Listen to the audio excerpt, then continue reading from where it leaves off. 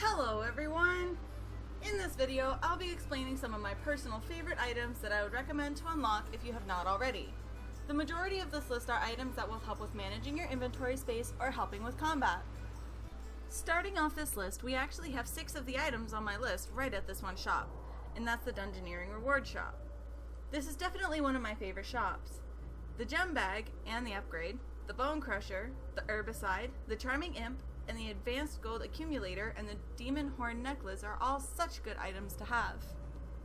All 3, the Herbicide, the Bone Crusher, and the Charming Imp have the same effect. When you get an herb, a charm, or bones as a drop, the item will be destroyed and you'll be rewarded the experience and the corresponding skill. These 3 items will prove their worth while you're doing long Slayer tasks. Instead of keeping every drop and possibly making multiple trips, you can instead just have the item destroyed and get XP without actually having to train in those skills. Each of these items can be customized, so you can choose which items are destroyed and which are not. The amount of XP that you would get and the current GE price is displayed next to each item so you can choose if it's worth it or not. When you purchase these items, there'll be an actual item that you have to carry around. The reason I have these items on my tool belt are due to a reward I bought with Slayer points. Each item can be added to your tool belt by a Slayer Master for 500 Slayer points.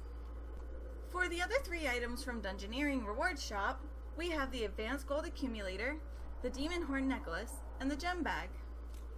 The Advanced Gold Accumulator will automatically pick up coins that you get from drops, but at the cost of 10% of what the drop was. This item can be good based on the situation. If I was fighting a boss that dropped large amounts of money, I would want to have it toggled off. I would not want to get a 70k coins drop and lose 7k just to be picked up automatically. The Demon Horn Necklace has a special effect that will restore prayer points whenever you bury a bone. There are 3 tiers of points restored. Lower level bones will only give 50 prayer points. Medium ones will give 100, and the best bones give 150 points each. This item can be extremely helpful when paired with a Bone Crusher. The Bone Crusher will automatically bury the bones, and then you'll gain prayer points for each one buried.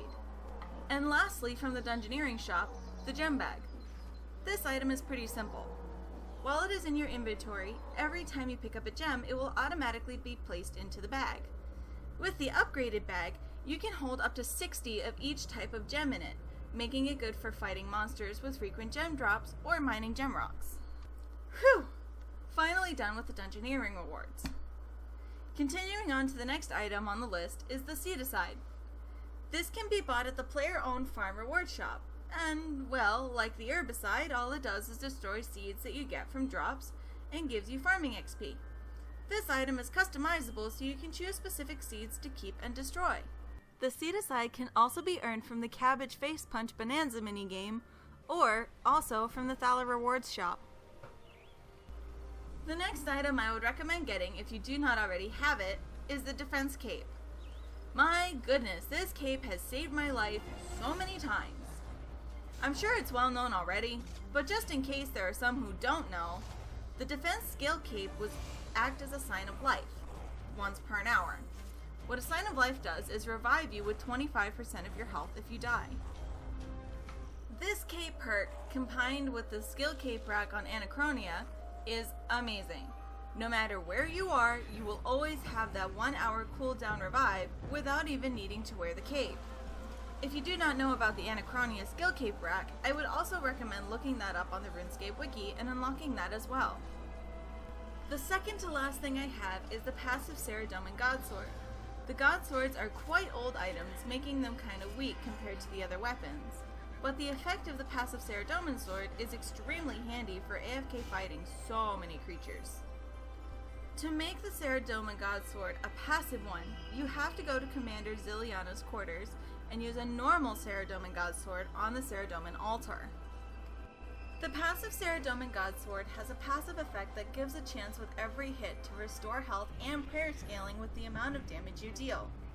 This can completely remove the need for food and potions for a lot of Slayer monsters and make them a whole lot more AFK. And the last item I have here, which I was kinda unsure about adding, is the Premier Artifact.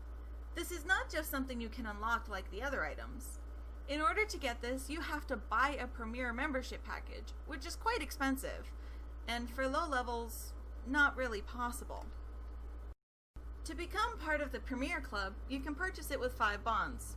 Well, for the lowest package anyways. But if you are able to buy the membership package, I can say it is worth it.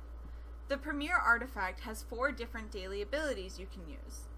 There are 3 different buffs: a 10% boost for XP for an hour, a 10% chance to not decrease your Slayer task count, and an increased accuracy boost against them while they're at low health for an hour, and a boost that will give you 50% chance to automatically send resources to your bank, just like the Sign of the Porter for an hour. The Seedicide, Herbicide, and Bone Crusher can all be upgraded to not only just destroy items, but you can also choose to have the items automatically picked up instead of being destroyed. The Herbicide and Seedicide you can upgrade at the player-owned farm at the Ardong Lodestone, and the Bone Crusher you can upgrade on the island of Waiko within the Ark. This was quite a long video, and I hope this actually helps some people learn some new things, and I hope it was not boring throwing all this information all over the place. Thank you all so much for watching my video, and I wish you all happy gaming.